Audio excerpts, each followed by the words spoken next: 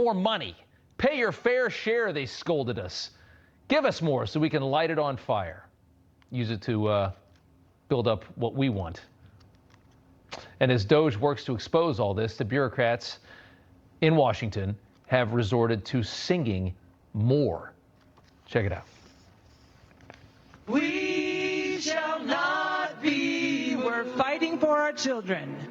We're fighting for our children. Sing with us. We shall not be moved. We're fighting for our children. We're fighting for our children. We shall not be moved. Federal workers matter. Federal workers matter. We shall not be moved. It's actually a worse song than the one from a couple of days ago, which is impressive. We're fighting for our children, federal workers sing. Federal workers matter, they say. People who've been working from home for the last 5 years. It's probably the first time they've been outside since Thanksgiving. What hardworking private sector American actually sympathizes with something like that? Anyone paying taxes looks at our government with a healthy disdain because it's so big and it's so overfunded. You know, this kind of fear-mongering doesn't help anybody, but it tells me that people are worried that, that they're part of the waste, fraud, and abuse. And you think there's going to be a ton more? I think when I came in, we all think there's waste, there's abuse. I think there may be some real fraud here, Brett. We got to talk about DOGE a little bit more because Trump finally did it, baby. At least in part, because obviously there's going to be more in a very long list of it. But he finally brought some receipts and actually went through them. And I want to cover it a little bit because some of the stuff that he says is just absolutely wild. So obviously you guys know that DOGE has been auditing just about every department in the government. And I'm absolutely loving it, for one. But, Elon Musk has been releasing some of the stuff that our government has been spending money on. But Trump brought it up during a press conference and started speaking about it. And, yeah, I want to know why mainstream media says nothing. Like, they would rather rag on Trump and Elon and personal data, rather than, whoa, why have billions of dollars been going towards this and going towards that? Has this money actually been going towards these things? Have we actually sent that money over there? And why? Why are we allocating billions of dollars to all of this nonsense? Does this seem right? Does this seem okay? It's so strange that mainstream media has just doubled down on Trump derangement when Trump derangement is the reason why they're here in the position that they're in, which is basically all dying networks with Trump being the president now. It's mind-boggling to me. Like, I still have not wrapped my mind around it, But anyway, let's dive into this this list of government waste from the Don himself. Check it out. That's just that. And then, where's the money being spent, right? Let's go into that for just a second. $520 million for a consultant on the environment. It's called Environmental, Social, and Governance Investments in Africa. Absolute scheme. $520 million for a consultant on the environment. This environmental stuff, hey, listen. And I think Uncle Trump said it too. I feel like it's a complete scam. Complete scam. Complete money laundering.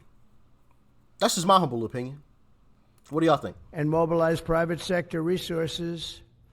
$520 million. Somebody got $520 million for an environmental, sounds like an environmental study. I've always been one that paid a lot of money for my environmental studies, but I paid like $50,000, not $520 million. $520 million for ESG. $25 million to promote biodiversity, conservation, and promote licit livelihoods by developing socially responsible behavior in the country of Colombia. Well, it's nice. $25 million going to Colombia for something that nobody ever heard of. $40 million to improve the social and economic inclusion of sedentary migrants, 40 million. $42 million for Johns Hopkins, great place to research and drive social and behavior change in Uganda. 42 million. What about us? What about social change in our country? $70 million for a center at Purdue to research university-sourced, evidence-based solutions to developmental challenges. I mean, these are massive numbers on things that nobody ever heard about. $10 million for Mozambique voluntary medical male circumcisions. $10 million for circumcisions in another decisions. $10 million for circumcisions in another country. 10 mil. So some other folks in some other country can be circumcised. Goodness gracious. 10 mil so they can have their dick skin chopped off. $9.7 million for UC Berkeley to develop a cohort of Cambodian youth with enterprise-driven skills. In other words, let's teach them something about enterprise. What about our people? Can't we teach them about enterprise? $2.3 million for strengthening independent voices in Cambodia. $32 million. What about strengthening independent voices here in America? Where's my check? Like, this stuff is crazy. We spend money in other countries for independent voices, but we don't spend any money here. Where's my millions of dollars? I'm missing a check. Send that over ASAP. Hit my PayPal, whatever. Wire it. I don't care. Just as long as you get it to me, I don't care how you get it to me. Just get it to me. It's ridiculous. To the Prague Civil Society Center, which is a very liberal group of people. Wonder how much of that money came back to the people that approved it. $14 million for improving public procurement in Serbia. $486 million to the Consortium for Elections and Political Process Strengthening, including $22 million for inclusive and participatory political process in Moldova, and $21 million for voter turnout in India. Well, why are we giving $21 million to India? They got a lot of money. They're one of the highest taxing countries in the world in terms for voter turnout at that in India. Why are we spending money for India's voter turnout? Unless it was money spent to turn out voters that would support the global regime. I might be getting a little too deep into the woods right now. I don't know. I mean, hey, if they find me floating in a body of water somewhere, they took me there. I didn't go willingly. I can't swim. So you will never find me in a body of water. Ever, ever, ever, ever. I don't even like going to swimming pools, to be completely honest.